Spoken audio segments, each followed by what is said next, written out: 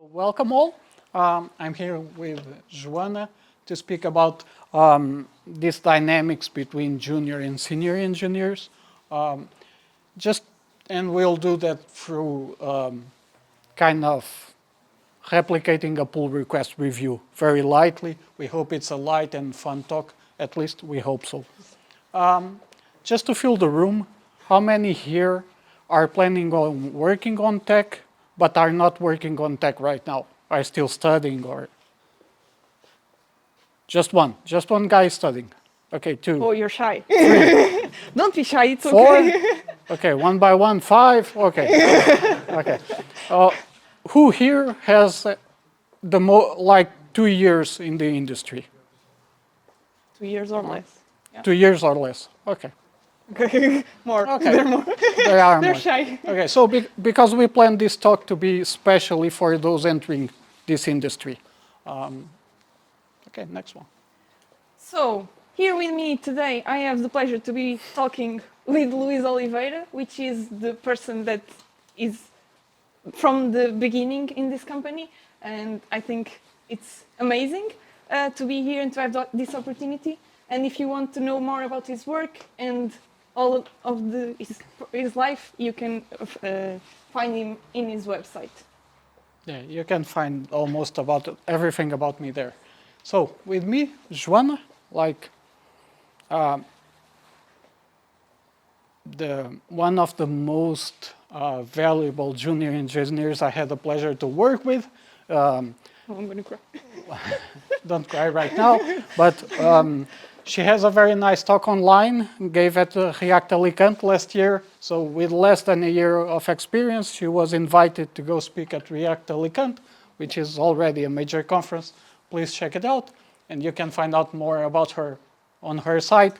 We will share this presentation later. I don't know how, but we will do it. Sure, yeah. Sure.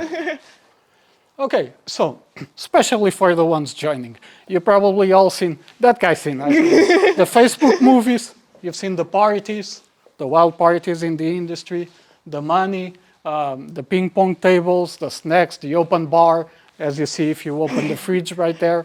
So I think you made a good choice. Did they? I don't know. They also have to work. And it's a lot. And at the beginning, you are thinking, am I capable? And the imposter syndrome kicks in. Do I have the technical knowledge enough to be up to the job? Can I collaborate and communicate enough and be a good communicator and collaborator with other people to make this job worth it? Am I going to meet the project expectations and deadlines? Am I adapting to new technologies and tools as fast as I can and as fast as I could? And then, am I able to handle feedback and criticism to make me grow and to not handle it personal? Am I able to do all of that? I don't know.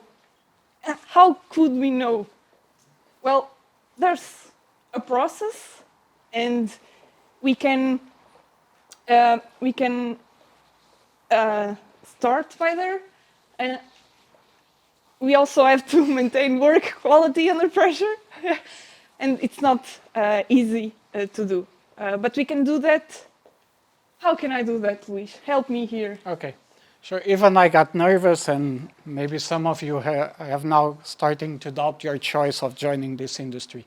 So, in our day-to-day life, usually in software development, we have a day full of ceremonies, most of us, like dailies, retrospectives.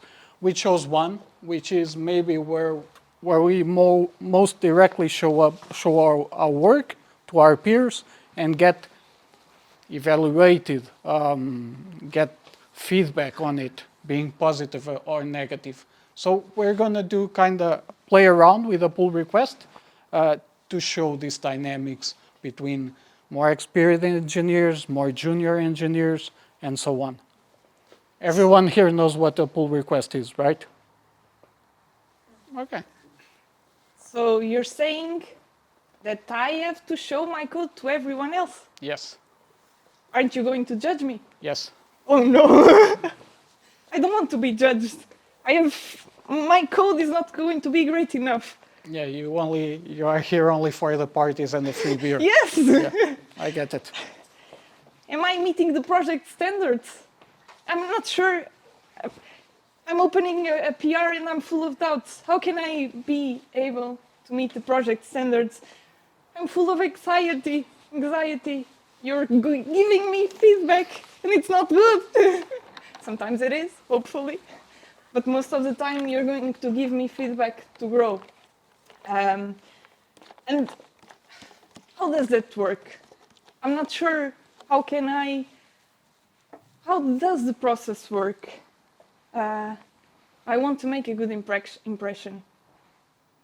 I want to make you happy. You and all the people working with me. I want to be happy. Go on. Yeah, me too. So there's the review. And the review, like most things in life, has a good part and a bad part. The good part is you learn, you grow, you get constructive feedback, you are delivering a product with the help of others. It's not an individual effort. The bad part, it's a complex job. I'm pretty sure that most of us sometimes has bad days or we are in a bad mood. There's a lot of pressure in this area. There's a lot of tight deadlines. Maybe that's why most of us is well paid for the job that we do. But there are those days where we don't have the right mindset to give feedback, but we do it anyway, and sometimes not in the most proper manner. Maybe we could show some examples. But first let's do some kind of feature. I hope you noticed there's a theme, like the Guardians of the Galaxy theme. And here we're delivering a feature that from the planet we send a distress signal to all planets in the solar system. Like the world is not going in a positive manner right now, so maybe this helps. Okay, so let's try to make the code. Well, here I'm sending a distress signal. I create a function. I'm having a message signal, message status saying pending. I'm having a loop to create this signal, okay. And then I'm doing another loop to send the signal. Okay, the output is going to be 8 messages like this. Sending distress signal to Mercury, for example, with like 3 SOS. Okay, not bad. Do you see anything wrong with this code? Go ahead. Do you see anything wrong?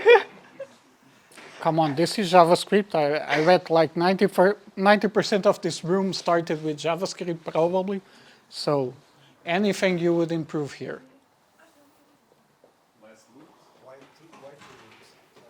Less loops, okay, that's one. There's a reason why you're at xgeeks. Anyone else? Line 6.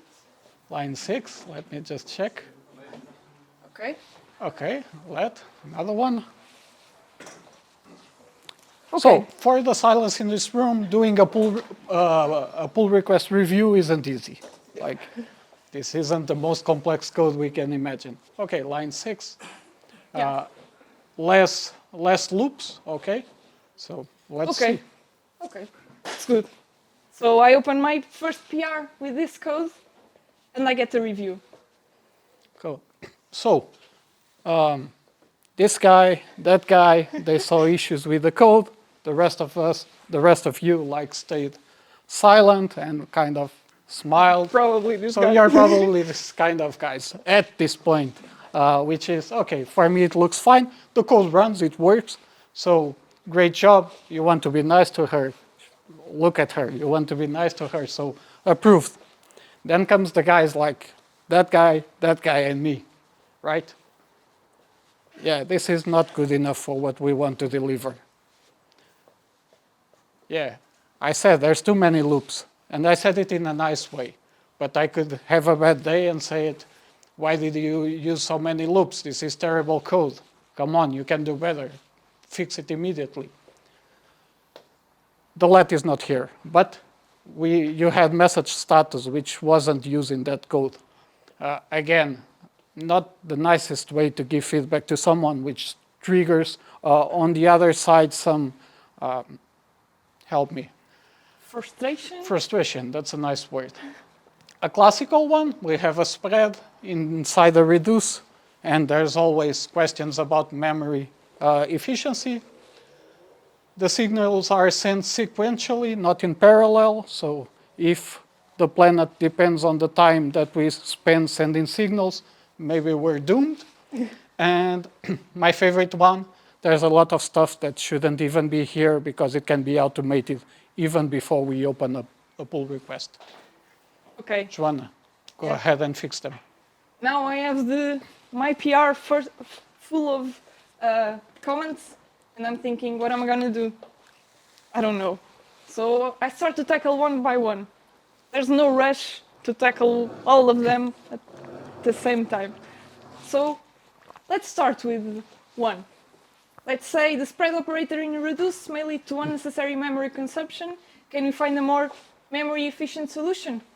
How many here have heard about this issue?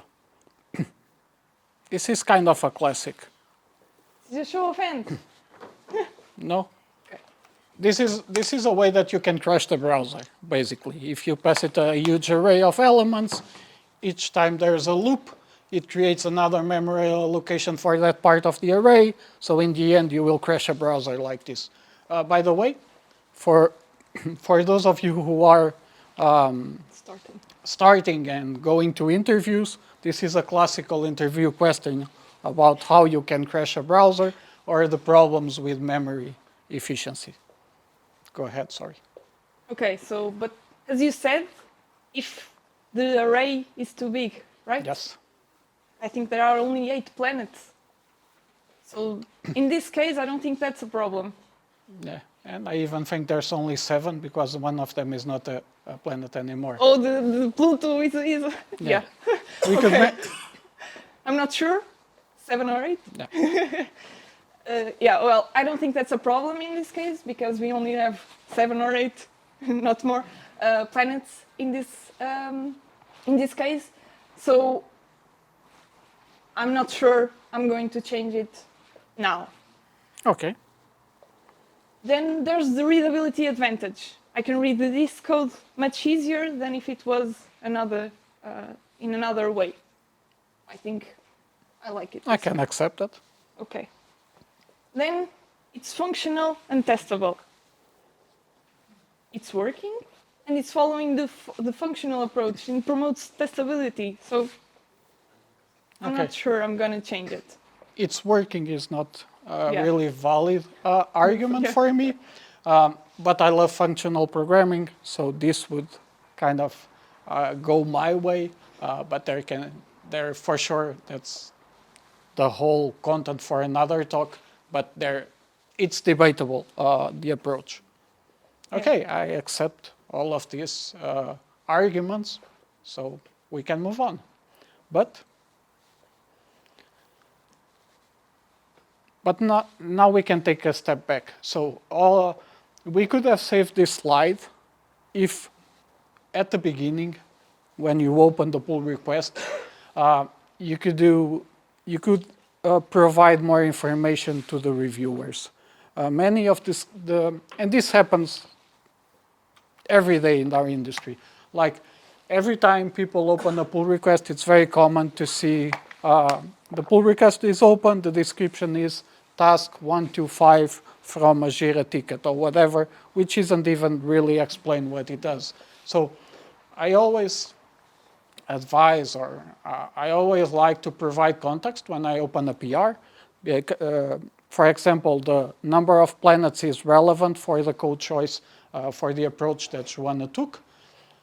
If possible, include examples, especially when it's front-end changes or things that can be seen in a visual way. Rich media, image, diagrams. This is a young audience, so emojis sometimes keep the discussion light. Or GIFs. or GIFs, okay. Some companies don't like those kind of rich media, but yeah. This is a very small PR, so it's easy to review. But as a rule of thumb, keep PR small. Basically, if we present it here like 10,000 lines of code, 100 file changes, even I, most of the time, say looks good to me because I'm not going to spend 3 days reviewing a huge PR. Like, I think you know what that is. And I will keep this for later. We will talk about this again. Okay, so we can continue on the review. Yes. Okay. There's 3 more comments. I see many loops. Yeah, one of them was from him, too many loops. Nina, why did you use so many loops? And the distress signals are sent sequentially, not in parallel. Can we improve this? Okay, so let's take a look at this code. This is my second iteration. And we have as well the signal const. And then we remove the message status that was not being used. We also remove the reduce operation. And we are going to send this in parallel instead of sequentially. Imagine you're doing a cake. Would you wait to the oven to heat up to start mixing the ingredients, or would you be doing everything at the same time? That's the same thought on this. And it's like a snowball in a positive way. Even though the reduce was fine, in her opinion, the code changes that she did to satisfy other feedback led to removing the reduce. So she kind of got rid of 2 issues, at least reported by feedback in one go. Another nice thing, there was a let, so that one got fixed too. So if he was a reviewer, he would be happy by now. So that's also good. Even if he didn't make the comment. Yeah. Yeah, but it's fixed. Yeah, and then we are still missing some comments, which is to automate everything. Yeah.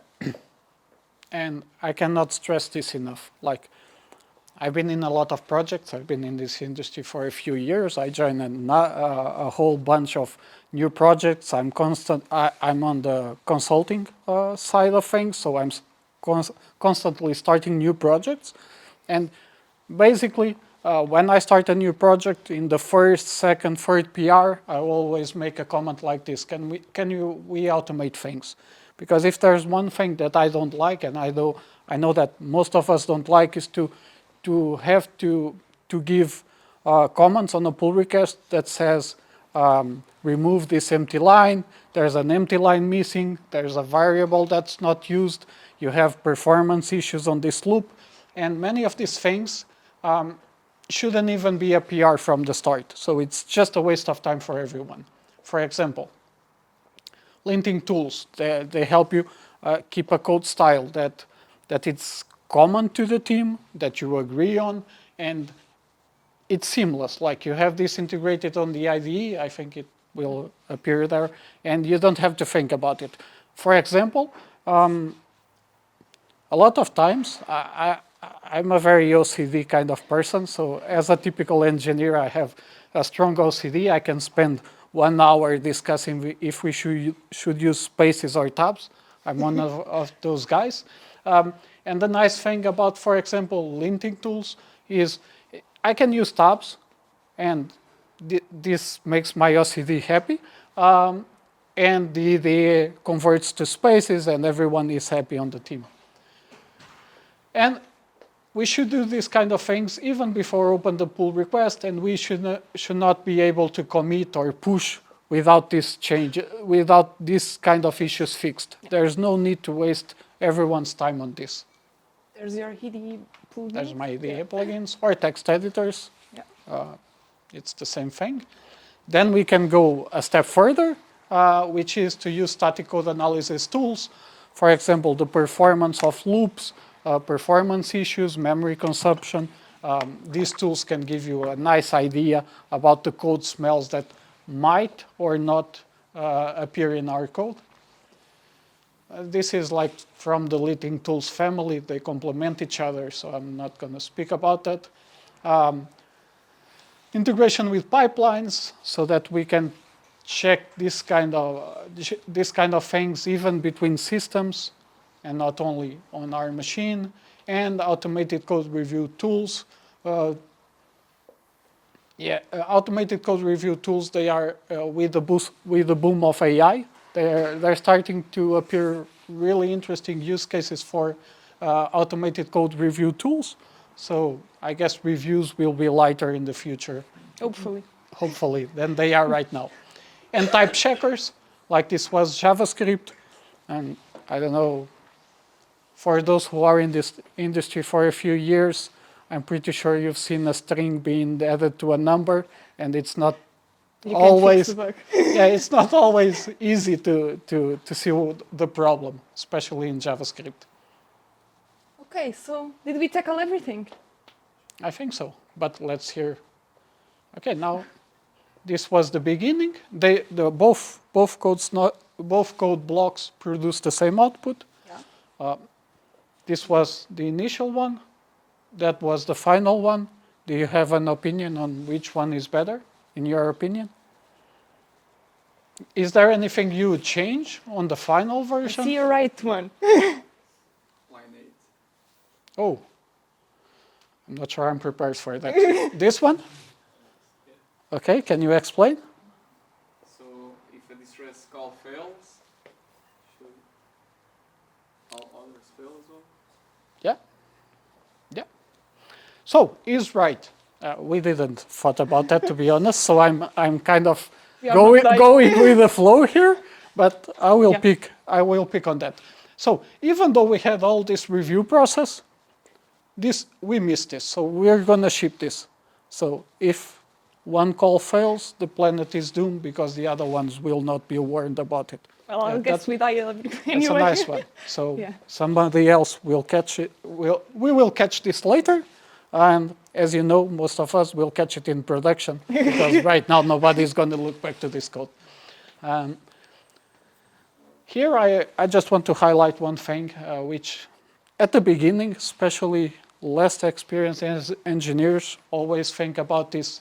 This is wrong when doing a pull request. This is wrong. This is completely messed up. This is perfect. And in reality, there's a lot of gray space in here. It's not black and white. For example, I think that the readability on the left side, it's not compromised as much as on the right side, because you look at here and you see a bunch of things working, and in that side it's more readable and more simpler to look at.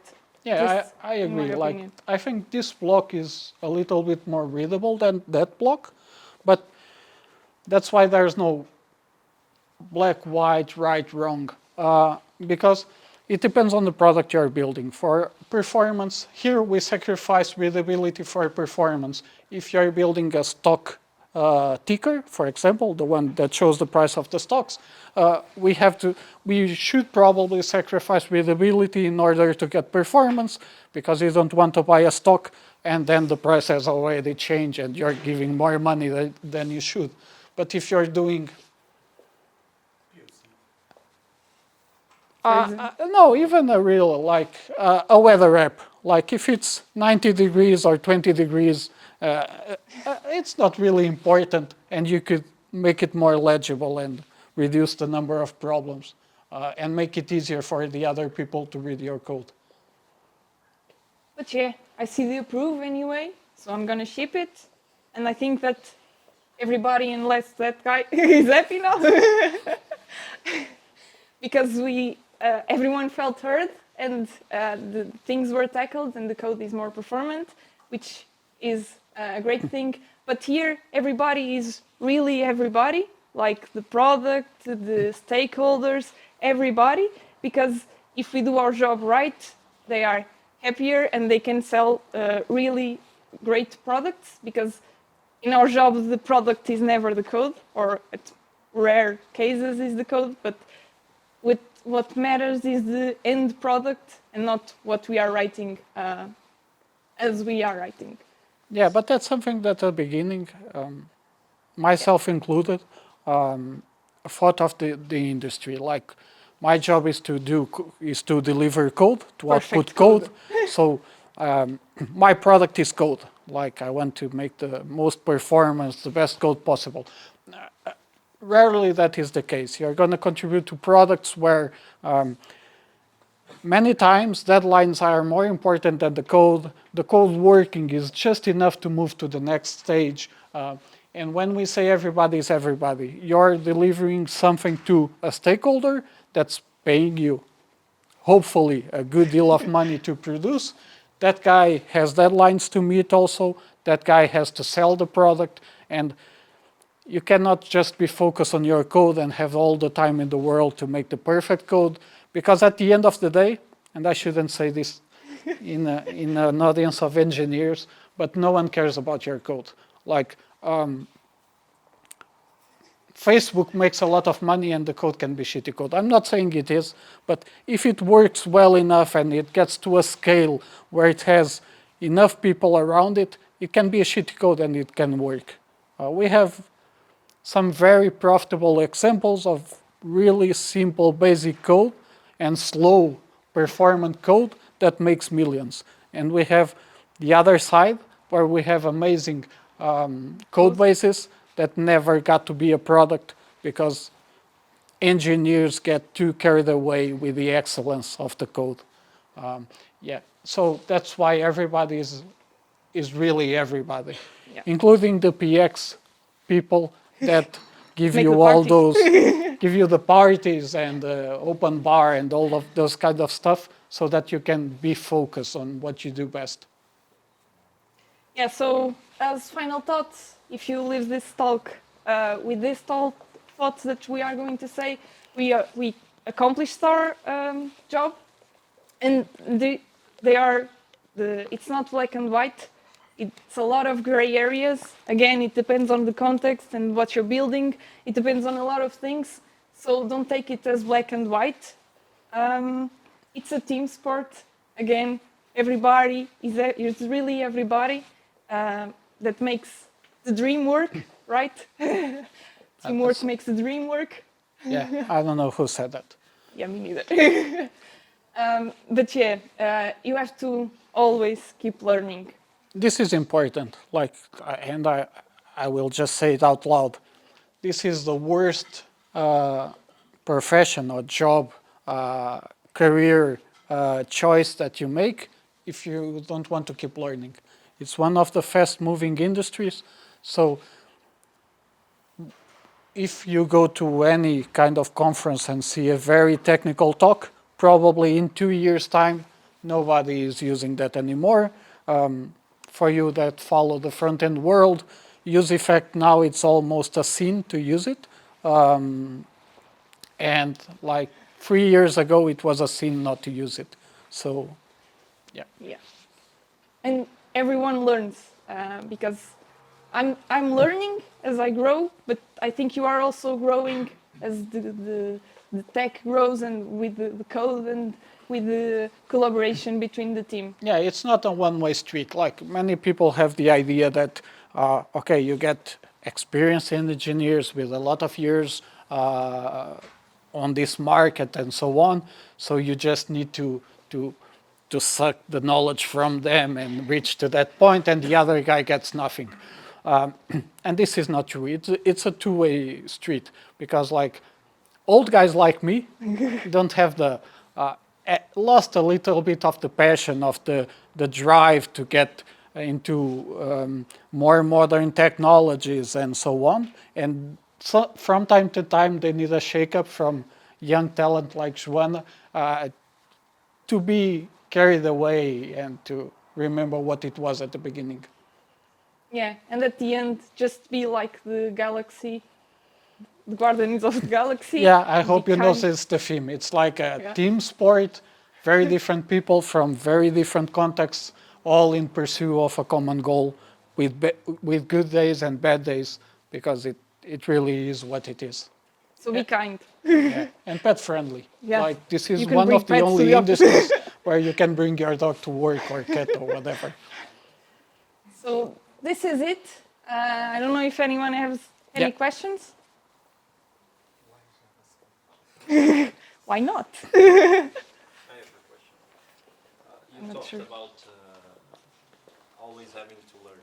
Do you think it's too wrong to be working with the older technologies? No. No. I think there's mainly two sides to that question. I think in the beginning, the expectation of who joins this market is to work with bleeding edge tech.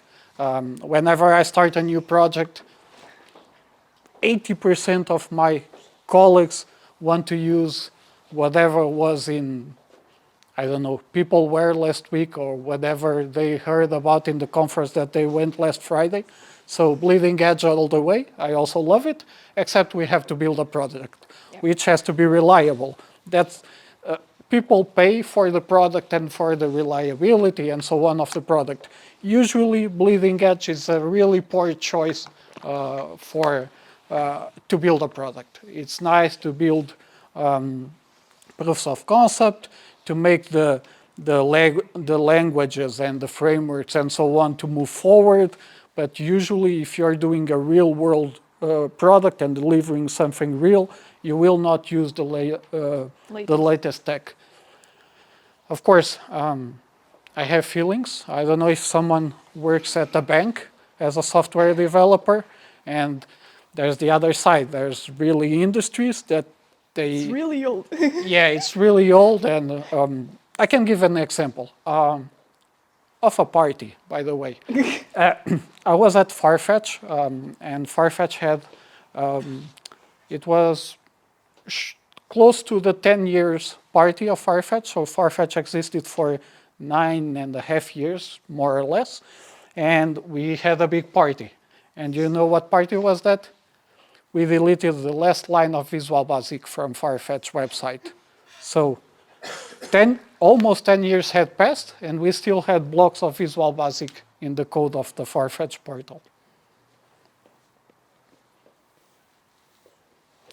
Yeah, well, my advice is Just keep learning. just keep learning, work. If you want to deliver a product, use a tech that it's already consolidated, that there's resources for you, documentation, there's other projects you can check. If you're learning, then go for the bleeding edge. If you're doing a personal project, your personal website, because being on the bleeding edge will open knowledge that will be very useful probably 6 months ahead, not at that moment exactly. For example, signals. You can start learning signals now. In 1 year's time, everyone will be using signals, if you heard the discussion about signals. You're welcome. I don't think that what you said about keep learning is not about keep learning new things or new technologies, new tech, and all that. So one great example that I learned today was the example that Luis gave about the spreading operator being like a memory Consumption. issue. Yeah. So today I learned that, right? And yeah, it's not I would say new tech, new like bleeding technology. So when they say keep learning, I believe that what they mean was to kind of learn everything or learn something new every day, even on the code base that we work, right? So I guess that's what they meant. Yeah. Yes. And I'm glad you learned about that, because I asked that question in job interviews, and you could wouldn't have pass. catched me, and you probably wouldn't pass. Anyone else? I have a comment. Sure. Please don't be too hard on them, fault teachers.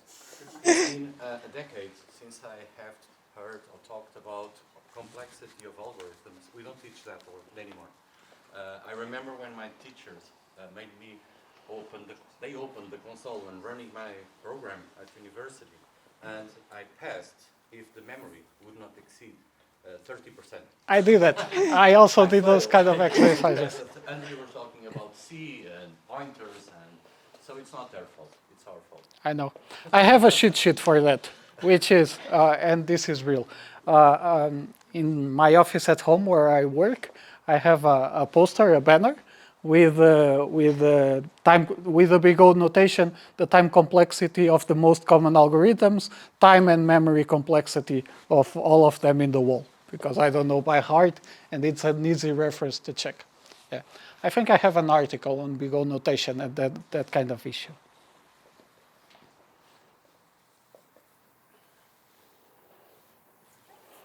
I hope you enjoyed.